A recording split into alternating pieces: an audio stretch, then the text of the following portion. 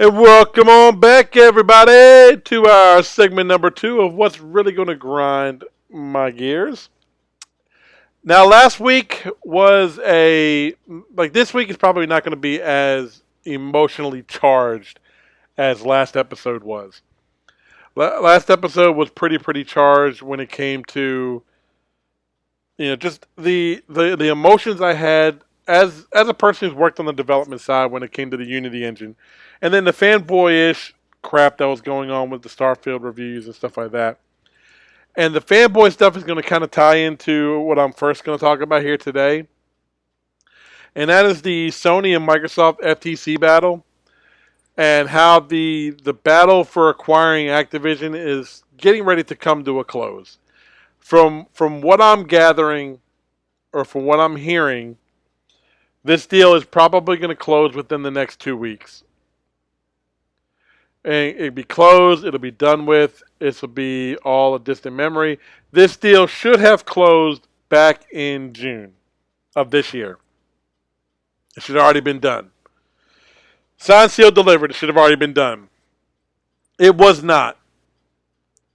Solely, more importantly, because of a Sony pushback against the deal. And ever since the FTC ruled in favor of Microsoft and did not rule in favor of Sony, the Sony's has been taking a lot of backpedaling into what they were clearly and claiming they were fighting about.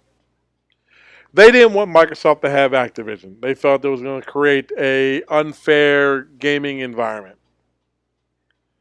as far as titles go and releases and stuff like that. Now, don't get me wrong. Is this deal going to plateau? Not plateau, but is this going to thrust Microsoft into the atmosphere as far as game development goes? I think so. This deal is going to have a lot more to do to help Microsoft than a lot of people probably think it's going to. Now, they did come out and say, I think the major thing with Sony was because of Call of Duty being involved with this. The fear was Microsoft was going to start making Call of Duty exclusive to their console. And then when it was pretty evident that wasn't going to be the case, that they were going to keep the agreement in place with Sony so that way they can keep Call of Duty on their platform as well, then it became the whole thing about the Game Pass. Because we all know all their stuff's going to be on Game Pass.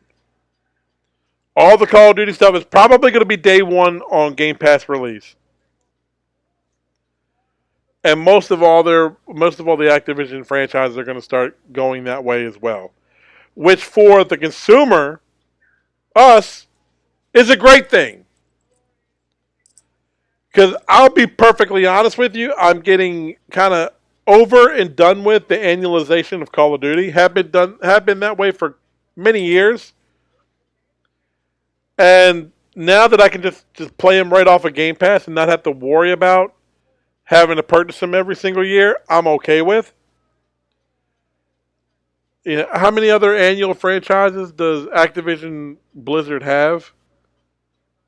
I don't really know. I think Call of Duty is like one of the main ones that comes to mind when we talk about annual franchises, and it's a $1 billion some odd maker every year.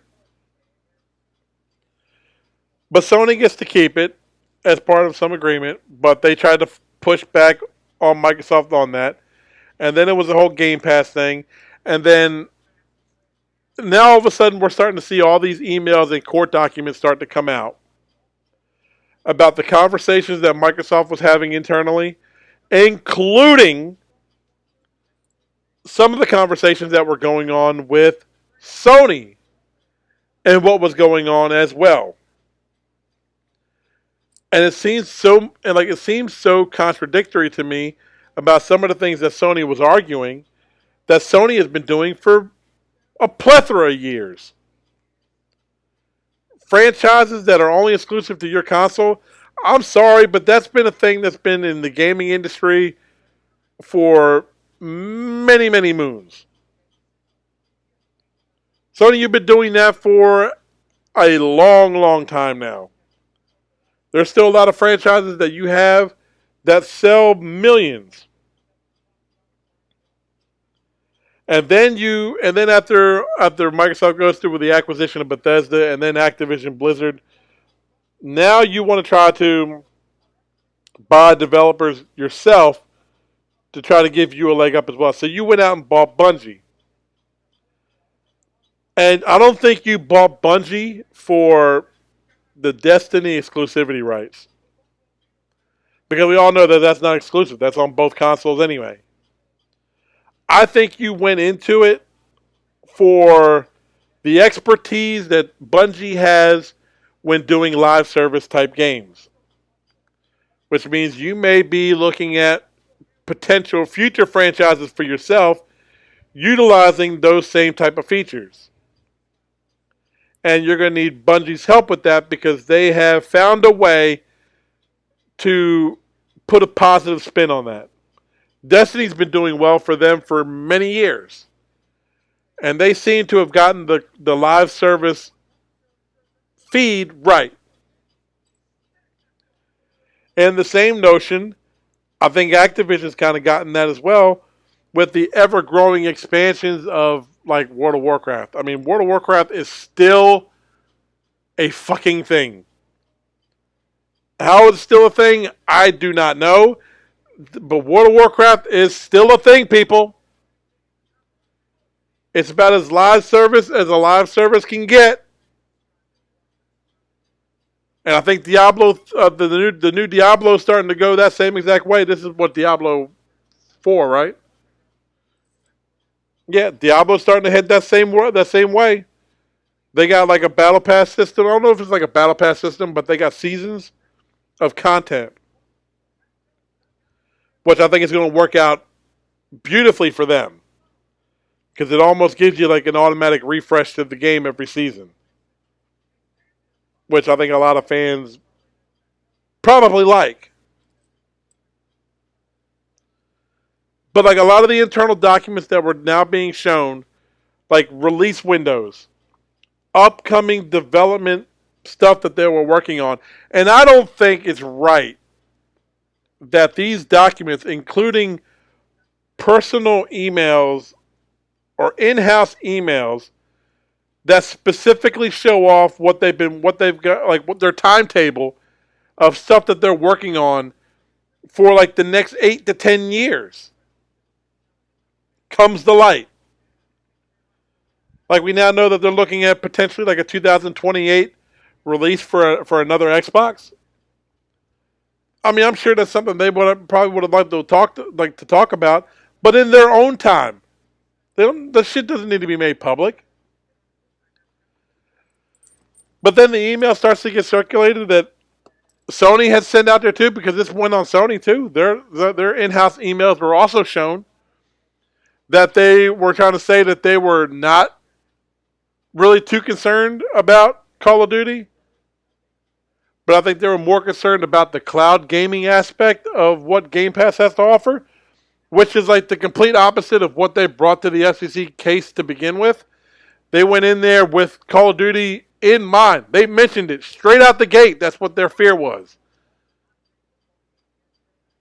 I think it's now like they missed that fight when it came to Call of Duty, to where they're now talking about like the cloud gaming aspect of this. And should they really be worried about the cloud gaming? Yeah, I think so. I think Microsoft has, well, first of all, they have the grip on, like with Game Pass. I think they surpassed everybody, including PlayStation's poor excuse of what Game Pass is on Xbox. It's a horrible excuse for it. And Sony's always been playing catch up in that department. When anything that involves online capabilities, online like stuff, like subscription models, Game Pass, they have always, and there's nobody that can bat me on this, has always played second fiddle to that. Some of y'all can probably like, well, Microsoft was charging, but yeah, Sony was free. Sony's was fucking horrible. How many issues did you have with Sony's capabilities? As opposed to Microsoft. You paid for it. You get what you pay for. Sony's online integration was atrocious. And I think that their major hack to their system kind of should have told y'all that from the jump. But their online integration stuff was awful. Microsoft has always been spot on with it all the time. I don't think they've ever missed a beat. Regardless of whether you say, well, they charged for it, well, Sony didn't. Well, guess what? Sony's charging for it now. 3 different price models. They're still doing it today. Like, they're still doing it now. It's just that now Microsoft is doing the same thing, except for they have pretty much one price model. And you now get Game Pass to go along with it. And Game Pass to me is a much better value and bargain than anything that any of its competitors have out on the market to them today. Nothing comes close. And to the game lineup, and this is where all these deals and where the Microsoft buying these studios is where it's going to come to hurt everybody else, is the fact that these games and these franchises are going to be available on Game Pass, and if they have a new release of that game, it's going to be available on day one. Whereas the other platforms, you're going to have to buy it. Sorry, but that's just the model that Microsoft built, have done extremely well with, and with Sony trying to say that there's a lot of developers that say they're not happy with the Game Pass model, go fuck yourself. Yeah, there are. I'm sure there's probably some that are like, yeah, I'm not too happy with it either. I'm not too thrilled with it. You know, some studios have stayed away from putting their games on Game Pass. A lot of studios have put their games on Game Pass or some sort of a model that's like Game Pass. They see the value in it. The value is much more than what people are leading you to believe, including those on Sony's camp when it comes to this. They're wanting you to believe that Game Pass is like Bobby Boucher's mom, like the devil. The Game Pass is the devil. No, it's not. It's really not at all. Not even fucking remotely close. It's so consumer friendly, and it's terrific for gamers on Xbox or PC alike. I don't see where you don't see the value in that is. I would love to hear your argument on that. And then shortly after all this stuff finally gets put to bed and all these documents start to get released, guess who steps down from their role at Sony? The main one. The main fucking thorn in Microsoft's side, Jim Ryan, is fucking gone. Saya fucking Nara. I hope you hear it. I hope you listen. Saya fucking Nara. You did horrible. You did a horrible job. Like, I don't even think, one, you didn't make a big enough argument on Sony's behalf for this deal not to go through. You did a horrible job in that aspect.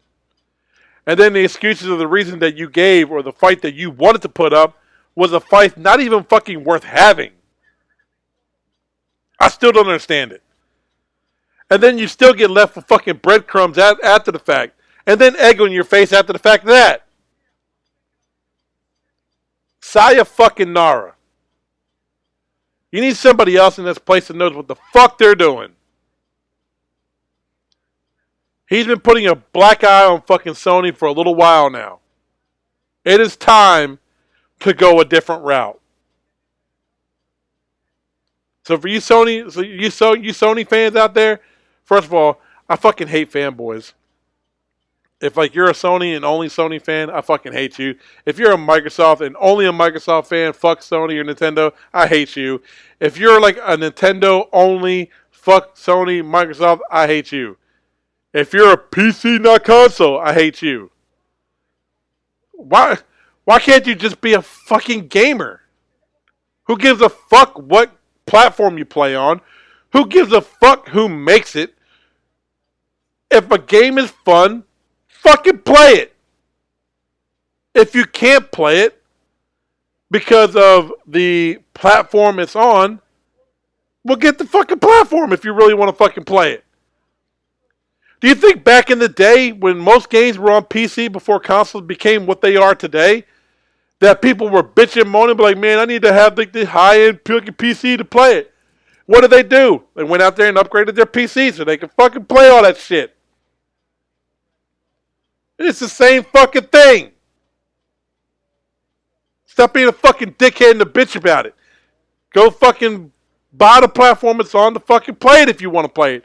If you don't want to do that, then don't fucking play it. Keep your fucking mouth shut. This did get emotionally charged there for a second, didn't it?